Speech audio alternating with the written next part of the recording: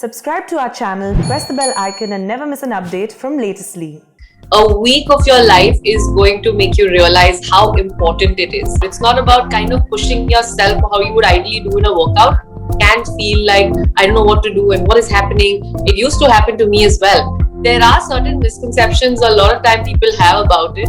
Someone like Kabir Singh in real life, did you have a nuskha or two to calm his frenzied nerves? Nikita Dutta, first of all, welcome to Latestly. And today is a very important occasion. In fact, we are going to talk about an important occasion. It is the occasion, perhaps for the world, and you have been practicing a particular practice, which is practiced the world over. But the way in which it has helped you, we can all see that. Your glowing face, your fantastic frame, your confidence, the kind of exuberance you exude. I think a lot of that comes from that practice, which we called yoga. And on the occasion of International Yoga Day, who else better than you to talk about yoga, meditation, and the benefits one could reap from the same? So, welcome once again, and the platform is all yours. Go ahead. No, you have to tell me. So, yes, I mean, as an actor, as someone, and come on, I mean, back to back big successes. Kabir Singh was a huge one. I mean, working alongside someone like Shahid Kapoor and then Big Bull alongside Abhishek Bachchan. So, first of all, how did you manage to calm your frenzied nerves out of that excitement? And how did yoga help you? Does yoga help? Definitely does. Especially as I was mentioning, I'm somebody who tends to get stressed very easily, and a lot of around me also tend to stress me out because I'm just like, hey, how do I do this? How do I handle it?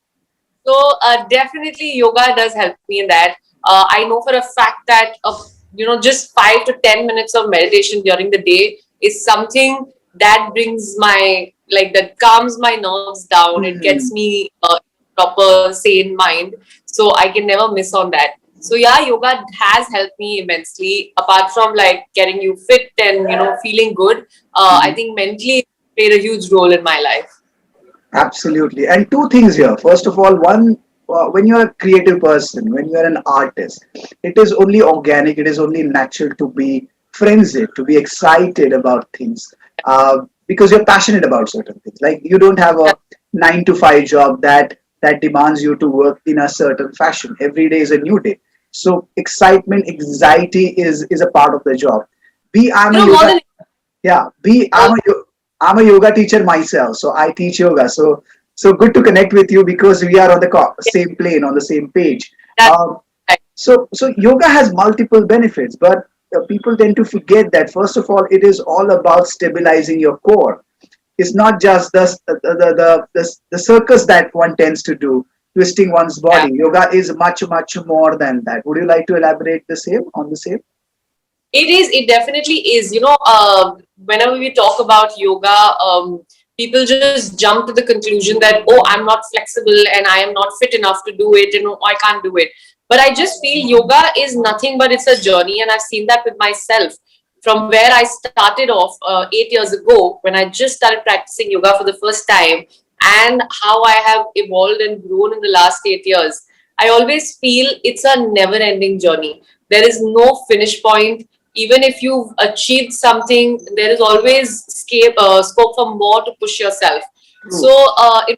when I look at my pictures doing maybe a particular asana from 8 years ago, and I see myself now, maybe the progress is this much, but there is progress because True. that's also what it's about. It's not about kind of pushing yourself how you would ideally do in a workout, Yeah. but it's about just letting your body flow with time. So there are certain misconceptions a lot of time people have about it. But I think the more you do it, once you get into it, is actually when you start realizing that no, it's about just loving your body, accepting it, growing with it. I'm so glad that you brought up that point that there is no set limit in yoga. You keep pushing yourself, but you do not exactly push yourself. You go at your own pace, at your own rhythm, and most of above all, there is no competition whatsoever. There is definitely no. You are your own competition. Yeah. It's just you have to be yourself in every session. Yes. And I remember one of my teachers telling me that every time you do yoga, it doesn't necessarily mean that you have to be better than what you were doing the previous class or what you did the previous time. You True. could go one step, but that doesn't mean that, oh, you've gone backward and it's not going to come forward again. Right. Right. It's not like you have to keep at it. Just Yeah. be at it regular. Yeah. It's And that, consistent. true, true. I mean, it acts as a differentiator in the sense that once you go to the gym and you're doing weight training, then there is a progressive overload. You have to keep on, adding more weight. You are a competition to yourself, and you got to be better than what you were before. But that is so untrue for yoga because it's a I know. connection of mind, body, and soul. I mean, it is fantastic, and youngsters must take it up, and they are taking it up They more than ever before. More than that, I've always applied the rules that I follow in yoga with my workout and my running as well, because I'm a regular runner. So I kind of use the same mentality that I would use in yoga over there. I never go overboard. I never push myself that, oh, yesterday I did a 5 kilometer, today I have to do a 6. I never do that. That's also probably thanks to God. I have always been away from, any kind of injuries or any kind of those complications. So it's only once you get into it is when you can actually start applying this everywhere. Absolutely. And the word yoga itself means union. It's union of mind, body, and soul, or union of Atman with Brahmatman. That is you with the ultimate consciousness. That is universal consciousness. So in that regard, it does help you on every possible level, body level, mind level, as well as the energy level. What would you say about it? It does. It definitely does. So that's what happens when you're working. You have a stressful day. It's something that keeps you calm. On the other hand, I have noticed, especially because of what happened last year, the lockdown, and especially people like me who are actors or in other certain jobs who didn't have anything to do during the lockdown. There is something that really needs to keep you calm and patient. You can feel like I don't know what to do and what is happening. It used to happen to me as well. But something that really pulls yourself together is keeping your mind calm. So I do remember the best thing that I did last year in the lockdown was I used to practice for 2 hours, which I have never done in my life before because I had that kind of time and I said, let's utilize this. Like, let's not just sit and do nothing about it. So, I just feel that not only while you're doing it, but just overall in your entire lifestyle, you just get better. You get better at handling situations because you think with a calm mind. Absolutely, absolutely. And while we are getting materialistically okay in terms of affluence, in terms of what we can arrange around ourselves materially, yoga does help you to be calm, as you said, and compose internally. And that's the reason why so many people who are going through so many issues these days, be it relationship issue, be it health issue, be it issues related to your occupation, business issues, uh, mental disorders are on the rise. People feel isolation. People feel that they are not mentally stable. Yoga can help you like nothing else can, right? Definitely, definitely. I think the whole of the first lockdown and the second one, even after while recovering from COVID-19, I was unfortunately down with COVID-19 couple of months ago. So I think both the situations I've realized something that really got me back to my sanity was practicing yoga. Okay. Okay. Unfortunately, these are the times of pandemic, so we cannot meet in person. Otherwise, we could have been doing yoga together and show the viewers how to Yes, exactly go about it without doing the much talked about circus or twisting your bodies unnecessarily.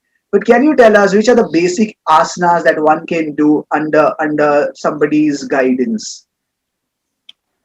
guidance, I would say again that's something you should be careful about because if you don't do yoga with proper guidance, you can have alignment issues. You can lead to injuries. It's not the best thing. So I would always say do it under proper guidance, even if it's for say a month or something. You need somebody to monitor you. Do that. But when I say basic asanas, there are some that I really swear by that are for me like a daily routine. Come what me, I have to do it. One of them is if you know about the cat and cow The cat movement. pose. Yes, the cat and cow.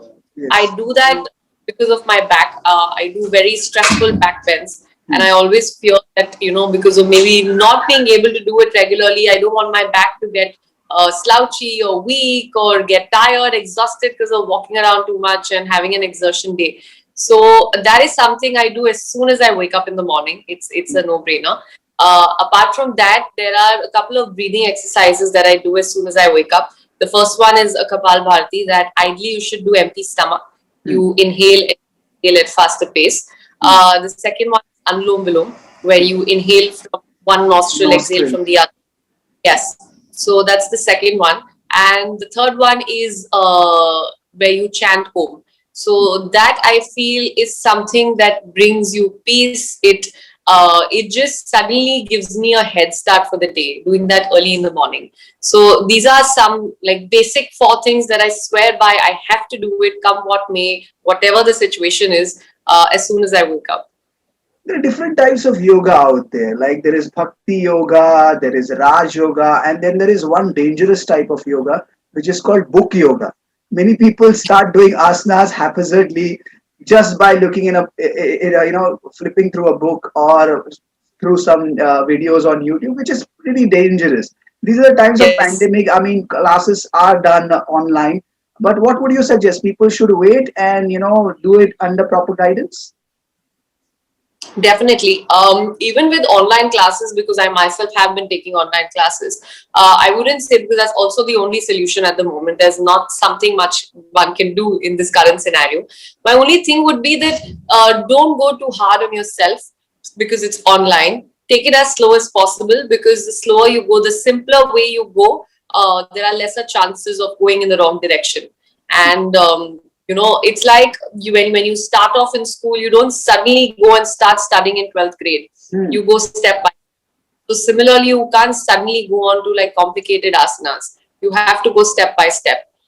So that's why I would say whoever is starting out or whoever is just like been doing yoga, stick to the basics, stick to the most simplest form in the beginning. Even the simplest asanas can do you equally good. It's not that the asana has to be very complicated or it has to be one very circus like backbend or something which is only going to do some good to you. Correct. And please tell us also about you said the chanting Om or becoming meditative. How does that exactly help? The sound, the reverberation, the rhythm. How does it help you mentally, psychologically? I think when you are chanting Om, especially in that entire period, say 10 times or 5 times, however long you chant Om, it's just after that there is this kind of numbness that you feel. It's a very I don't know if numbness is the right word to use, but there is this feeling that you get as soon as you open your eyes, where you see the world in a very fresh way. Right. You take a moment and it gets to you that okay, I'm in control of myself and I can start the day. So, which is why I always feel it's very important to start with that. Moreover, I have also noticed that it's very beneficial for your throat, chanting Om. This is something I have personally experienced. So, all these sore throat problems and all you can dodge. I wouldn't say it's a complete remedy. Please don't take it True. like that. But it works well. How would you encourage people who have already taken up, say, they go to the gym or they swim or they do some other form of exercises? How would you then encourage them and tell them yoga is equally beneficial, equally exciting, equally energy giving? That's one little problem here because I hear from a lot of people who do other kinds of workout and always say that yoga is a little boring and we can't do it. And, we can't hold asanas for 10 seconds. Even 10 seconds is a long time for them. Hmm. But I would say it's something that always deserves a chance. I mean, it's wrong to just say no to something without trying it out. And all you need to do is give it a week. A week of your life is going to make you realize how important it is. The similar thing happened to me. And I just hope that everybody experiences the same thing. So it's just that little commitment that you need for 1 week to kind of do it regularly. And it doesn't matter if you're into other kinds of fitness because I'm myself into running, I'm myself into working out, but I make sure I am doing yoga simultaneously because I know it makes a difference. I know it adds on to the other things that I do. Here's my last question, Nikita, and this is an important one. Of course, it Yeah. was a film. Kabir Singh was a film, and that character was really Teda. very difficult to handle. But had you met someone like Kabir Singh in real life? Did you have a nuskha or two to calm his frenzied nerves? I highly doubt. I highly doubt. I think Kabir Singh is. If I go tell him you need to do yoga, he'll probably, I don't know, get me out of his face. So it's really difficult to answer this one. What I would tell him, but if I could, I would be persuasive. Absolutely, and that would have helped, right? Hoping, Who I would knows? really hope. Who knows? Kabir If Singh too. Kabir Singh too could have been a movie on a yogi, perhaps. then that wouldn't be. Yeah. Then that would be Kabir Singh in the first place. Thank you so much for your time. Thank you so much for talking about yoga. Thank you so much for being the person you are. Cheers. All the best. Thank you. Lovely chatting. Bye. Take care.